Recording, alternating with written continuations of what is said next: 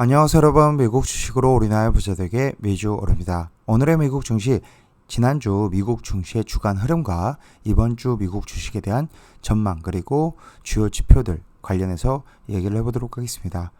지난주 미국 주식시장은 금리와 유가가 단기적으로 안정세를 찾으며 8월 이후 부진했던 흐름에서 벗어났었습니다.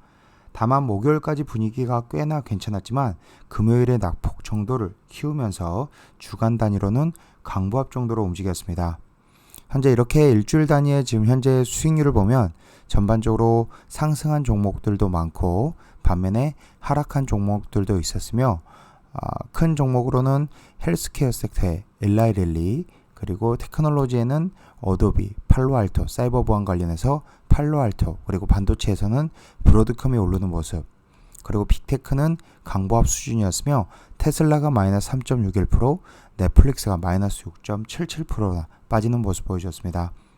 지수로는 5일 기준으로 나스닥이 마이너스 0.08% 하락, S&P 500은 0.9% 상승했습니다. 시장금리는 10년물 기준으로 4.8%를 찍고 소폭 내려왔으며 연준 인사의 일부 완화적인 발언과 함께 이스라엘 하마스 전쟁 우려 등이 금리 하락을 이끌어냈습니다. 한편 시장은 이스라엘 하마스 전쟁의 여파로 유가 등 에너지 가격 상승을 우려했습니다. 실제 유가는 전쟁 발발 이후 위아래 방향성을 가져가면서 상승과 하락 그리고 다시 상승을 하는 모습을 보여줬습니다. 금요일에 다시 지정학적 리스크가 부각되며 급등하는 한 주로 마무리가 되었는데 유가는 WTI 기준으로 87달러, 브렌트유 기준으로 90달러로 다시 90달러에 근접을 한 모습입니다. 전쟁이 극단적으로 치닫지 않거나 단기의 리스크가 완화될 수도 있습니다. 또한 최근 24년 경기 침체 가능성을 이유로 유가가 하락할 수밖에 없다는 이야기도 많습니다. 다만 과거 중동에서 지정학적 리스크가 컸던 시기에 유가 상승 흐름을 고려할 때 유가 하락을 너무 낙관할 필요는 없을 것 같습니다. 유가 이외에 천연가스 단기 상승 등을 감안해 볼 때는 어느 정도 경계심을 가져가는 게 좋아 보입니다. 금요일날 힘든 하루를 보내긴 했지만 기술주들이 부진했던 한 주를 지금 현재 시장에서는 빅테크, 반도체 기업들의 반등에 관심이 몰리고 있습니다. 지금 현재 대형 기술주 중심의 시장 회복이 나타나면서 미국의 애플, 마이크로소프트, 구글, 아마존, 엔비디아, 메타, 테슬라 기업들이 시장 S&P 500 전체에서 차지하는 비중은 다시 30%에 근접함으로써 2021년 말 직전 고점까지 올라간 모습입니다. 그만큼 현재 빅테크 종목들이 훨씬 유리하고 지수가 올라가면서 빅테크 종목들이 오히려 같이 상승하는 모습을 보여주고 있는 상황입니다. 그만큼 빅테크가 올라갔기 때문에 오히려 빅테크가 하락하면 지수는 같이 빠질 수 있으나 기업들의 실적 기반으로 오르는 모습을 보여주고 있기 때문에 점진적 우상향을 저는 예상하고 있습니다. 또한 이번 주에 주요 인사들의 발언도 굉장히 많이 예정되어 있습니다. 제롬 파월 연준 의장과 존 윌리엄스 뉴욕 연은 총재, 보스틱 애틀란타 연은, 하커 필라델피아 연은, 로건 댈러스 연은 등의 발언이 있으며 이 발언에 따라서 특히 파월 연준 의장의 발언에 따라서 증시가 출렁일 수 있습니다. 이들이 최근의 국채금리 상승과 그에 따른 금융 환경, 긴축, 추가 금리 인상 여부 등에 대해 어떤 발언을 내놓을지가 주목이 됩니다.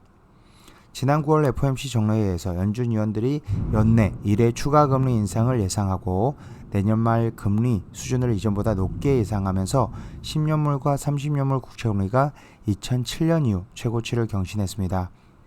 연준 위원들은 내년 금리 인하에서 말을 아끼지 않았지만 추가 긴축과 관련해 완화적 발언을 내놓을 경우 금리는 추가 하락세를 보여주면서 증시가 상승하는 모습을 보여줄 수 있습니다. 또한 투자자들은 기업들의 3분기 실적에도 주목할 것입니다. 지난주에 JP모건과 웰스파고, 시티은행이 강한 실적을 발표해 주가를 떠받쳤습니다. JP모건 같은 경우는 저도 텔레그램 비공개 채널, 티커팬 채널을 통해서도 선취매를 했던 종목인데 JP모건은 실적 발표 이후에 익절로 마무리를 했고 이번 주에 은행주들의 실적 발표도 예정되어 있습니다. 골드만삭스와 모건스탠리 뱅크 오브 아메리카는 물론 US 뱅코프, M&T 은행, 시티즌스 파이낸셜 등 지역은행들의 실적도 나올 예정입니다. 고금리 환경으로 지역은행들의 대차 대조표에 대한 우려가 커진 상황이라 이들에 대한 우려가 다시 불거질지도 관심입니다. 또한 이번 주 프록터앤갬블과 넷플릭스, 테슬라, 아메리칸 항공 등의 실적 발표도 예정되어 있습니다. 팩트셋에 따르면 14일 기준 S&P 500 지수에 상장된 기업들의 3분기 순이익은 지난해 같은 기간보다 0.4% 증가해 2022년 3분기 이후 처음으로 증가세로 돌아설 것으로 예상이 됩니다. 기업들의 순이익은 2022년 4분기부터 올해 2분기까지 3개 분기 연속 감소세를 보여 실적 침체를 겪었습니다. 그러나 올해 1분기와 2분기 순이익은 당초 예상보다 양호했던 데다 하반기로 오면서 경기 침체 우려를 떨쳐내면서 이번 3분기 순이익도 현재 예상하는 0.4%보다 더 개선될 것이라는 기대가 커지고 있는 상황입니다.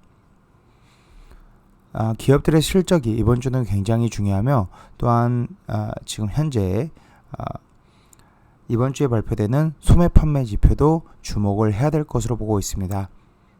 10월 17일 화요일 9월 소매 판매 산업 생산이 발표가 되기 때문에 소매 판매에서 어떤 흐름들이 나올지 관심 있게 지켜봐야 되며 기업들의 실적을 잘 지켜봐야 될 것 같습니다. 결론적으로 얘기 드리면 기업들의 실적이 중요한데 기업들의 실적, 지금까지는 지난주에 나온 기업들의 실적은 나쁘지 않았다.